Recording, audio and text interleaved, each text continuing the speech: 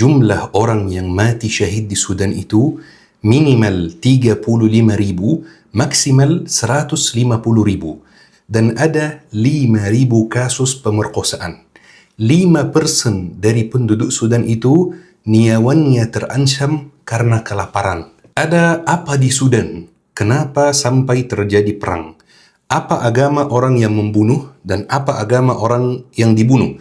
Bukankah keduanya itu masih Islam? Apakah mereka itu benar-benar Muslim? Apakah mereka itu dari militer? Mereka kan pakai pakaian militer. Atau apa latar belakang ceritanya?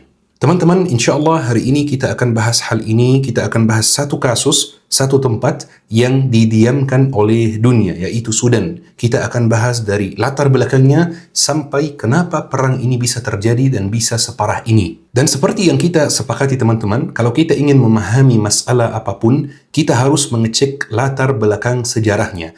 Kalau kita tidak bisa memahami masa lalu dengan baik, kita tidak akan bisa memahami masa sekarang.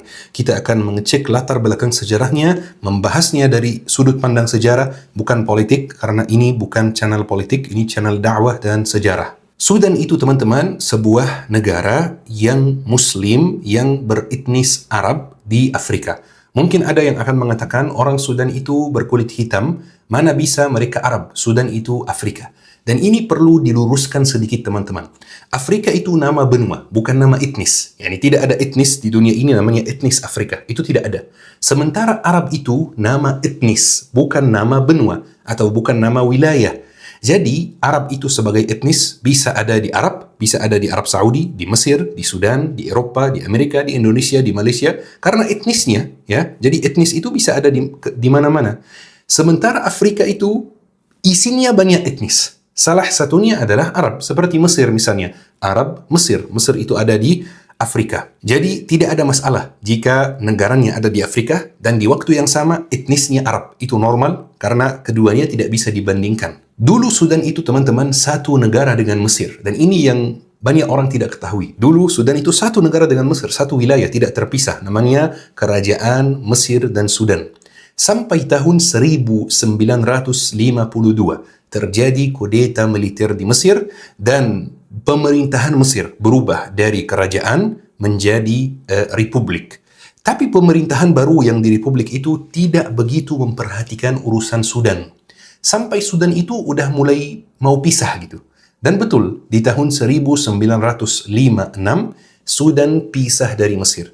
Ini jadi republik sendiri, ini jadi republik sendiri. Dari tahun 56 sampai detik ini teman-teman, di Sudan terjadi banyak kudeta militer. Sampai Ana tidak bisa sebutkan satu-satu. Nggak cukup videonya kalau Ana sebutkan satu-satu. Banyak sekali kudeta militer. Kudeta militer itu di negara Arab dan di Afrika itu kayak tradisi gitu teman-teman. Selain kudeta militer, ada satu konflik penting yang terjadi. Dan ini inti dari cerita kita. Perhatikan teman-teman. Konflik itu antara siapa? Konflik itu antara orang Arab Muslim yang di Sudan dan orang non-Arab yang non-Muslim yang di Sudan Selatan. Jadi Sudan itu mayoritas Islam dan mayoritasnya dari etnis Arab juga. Tetapi bagian selatan itu bukan dari etnis Arab dan bukan dari agama Islam. Konflik itu terus terjadi, kudeta militer itu terus terjadi sampai ada satu presiden Sudan yang merupakan jenderal militer yang melakukan kudeta dan mengambil alih pemerintahan di Sudan. Dia itu namanya Umar al-Bashir. Dia mulai memimpin di tahun 89. Di zaman Umar al-Bashir itu teman-teman terjadi perang saudara atau berlangsung perang saudaranya sebenarnya. Perang saudaranya itu di tempat namanya Darfur antara yang Muslim sama yang Nasrani di bagian Sudan Selatan. Pasti teman-teman yang bukan dari Gen Z pasti tahu perang Darfur di tahun 2003. Itu waktu itu sangat ramai di berita di seluruh dunia. Yang Ana bisa katakan teman-teman, perang ini sangat parah. 2003 itu perang Darfur sangat parah. Banyak orang yang dibunuh, banyak yang diperkosa, kurang lebih seperti apa yang terjadi sekarang teman-teman. Tetapi masalahnya, militer Sudan itu terlibat juga di dalam perang tersebut. Dan ada beberapa kejahatan yang dilakukan. Sampai mata dunia internasional itu mulai tertuju pada Umar al-Bashir. Semua orang di dunia itu mulai menuduh Umar al-Bashir sebagai pelaku kriminal perang atau pelaku kejahatan perang, teman-teman, karena memang apa yang terjadi di perang itu sangat parah. Jadi nama baik Sudan itu terancam, nama baik militer resmi di negara itu terancam juga. Jadi muncul satu ide di benak Umar al-Bashir. Ide ini tujuannya adalah menjaga nama baik Sudan, menjaga nama baik militer resmi. Umar al-Bashir bekerja sama dengan mafia di Sudan Selatan yang dari etnis Arab yang beragama Islam. Mafia itu namanya Al-Janjawid. Perhatikan, hafal nama ini teman-teman, sangat penting. Al-Janjawid itu teman-teman sebuah mafia di Sudan Selatan yang terdiri dari pengembala unta dan kerjanya semua di bidang-bidang yang terlarang. Al-Janjawid itu menjadi milisinya Umar al-Bashir, menjadi kayak militernya Umar al-Bashir di Sudan Selatan. Yani mereka diberi senjata, mereka diberi alat militer, mereka didukung dengan uang oleh Umar al-Bashir supaya menggantikan dia dalam perang di Sudan Selatan.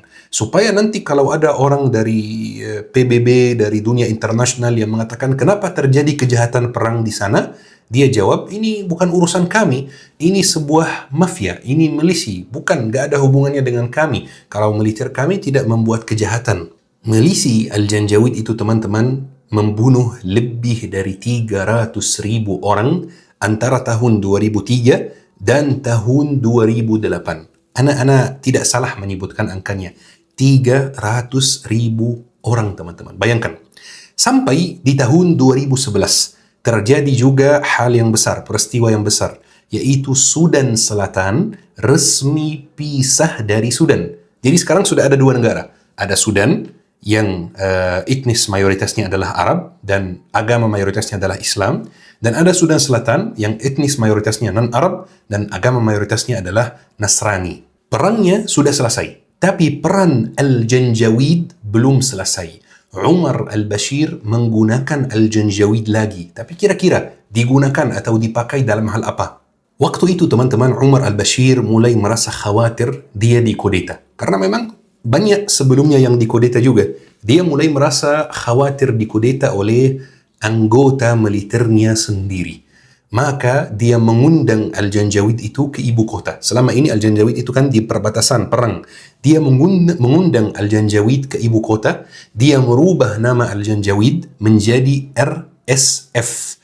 Dan dia memberi mereka pangkat militer yang resmi. Jadi mereka sudah kayak khalas bagian dari negara, namanya RSF. Jadi waktu itu di Sudan ada dua militer teman-teman, yaitu militer resmi Sudan dan RSF. Taib, RSF itu tujuannya apa? Tujuannya satu teman-teman, adalah melindungi Umar al-Bashir dari upaya kudeta militer. Melindungi Umar al-Bashir dari militernya sendiri.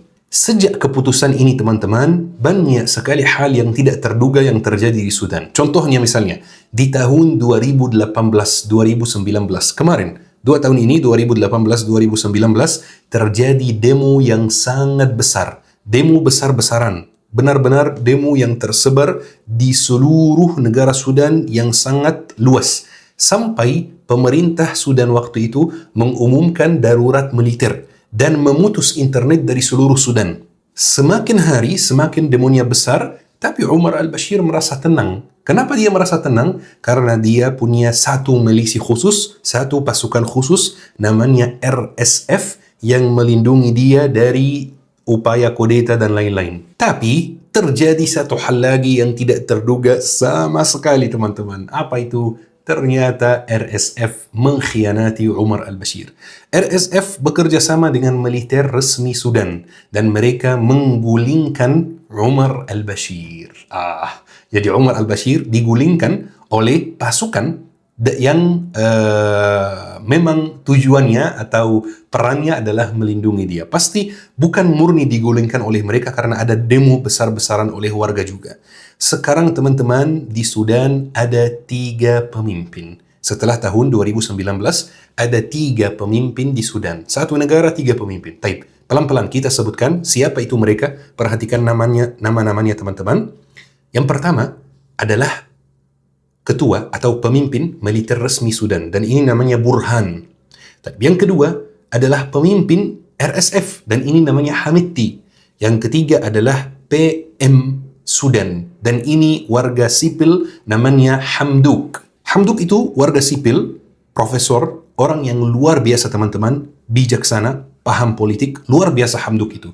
Seandainya Hamduk itu masih memimpin Sudan, wah luar biasa. Emang Hamduk kemana? Perhatikan ceritanya teman-teman. Hamduk itu ketika mulai memimpin, dia pelan-pelan mulai memperbaiki negara. Mulai bikin Sudan itu pulih teman-teman. Dan mulai mengembalikan posisi militer ke posisi aslinya, yaitu menjaga perbatasan negara, bukan berpolitik. Dan mulai berusaha untuk mengintegrasikan RSF ke dalam militer resmi, supaya satu negara itu nggak ada dua militer. Bahaya sekali kalau satu negara ada dua militer. Tapi usaha dia bikin RSF marah dan bikin militer resmi marah juga. Jadi di Oktober 2021 teman-teman, pemimpin militer resmi yang namanya Burhan sama pemimpin RSF yang namanya Hamitti bekerja sama untuk menggulingkan Hamduk. Dan sekarang Sudan ada dua pemimpin, Burhan dan Hamitti. Oktober 2021. Awalnya mereka berjanji mereka akan bekerja sama dan lain-lain. Tetapi lama-lama terjadi banyak masalah antara mereka berdua ini. Kenapa? Karena pemimpin militer resmi menuntut agar RSF itu secara resmi masuk militer Sudan, jadi di bawah dia. Tidak terpisah dari militer Sudan, supaya negara tidak ada dua militer. Dan di waktu yang sama, pemimpin RSF itu, atau Hamitti, dia tidak mau. Dia mau sendiri, mau mandiri, supaya dia bisa menguasai dan bisa mengambil manfaat sebanyak mungkin. Pelan-pelan juga, ada beberapa negara asing yang mulai ikut campur urusan Sudan, seperti misalnya Uni Arab Emirates yang mendukung RSF, seperti Mesir yang mendukung militer resmi.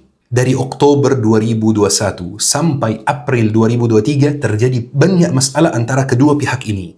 Sampai di April 2023 teman-teman, pecah perang saudara di Sudan. Militer resmi dan RSF saling memerangi teman-teman. Keduanya punya kekuatan yang besar, keduanya didukung oleh negara asing. Pecah perang saudara. Teman-teman, salah satu cara untuk merasa khusyuk di dalam salat adalah belajar bahasa Arab. Karena ketika kita belajar bahasa Arab, kita bisa memahami bacaan Al-Quran. Buat teman-teman yang mau belajar bahasa Arab, buat teman-teman yang sibuk, nggak ada waktu, tapi pengen belajar bahasa Arab, ana sarankan Syabab Belajar Akademi, karena mulai dari nol, caranya sangat mudah, cocok buat orang yang sibuk. Baik teman-teman, siapa yang baik, siapa yang buruk di antara mereka? Jujur, dua-duanya buruk. Kenapa dua-duanya buruk?